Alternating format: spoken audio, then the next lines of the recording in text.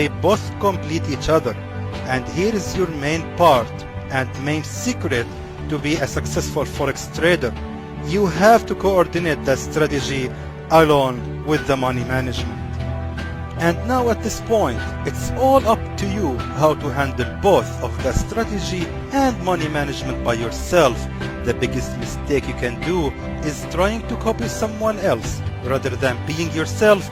Every successful trader having their own system in trading, a system they have built by themselves, which is more suitable for their own situation.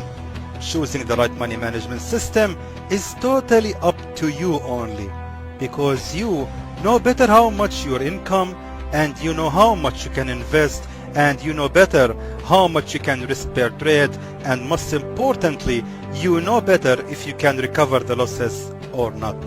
Also, every successful trader is having their own strategies. Some traders using indicators, some traders using naked chart, and also there are some traders they like to enter 10 trades per day, and some other traders they prefer to enter only 1 trade per month.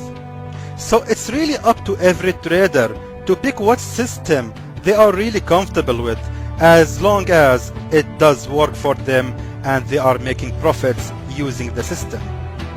There is a nice quote when someone has said, "Success is not a bus stop, it's the whole journey."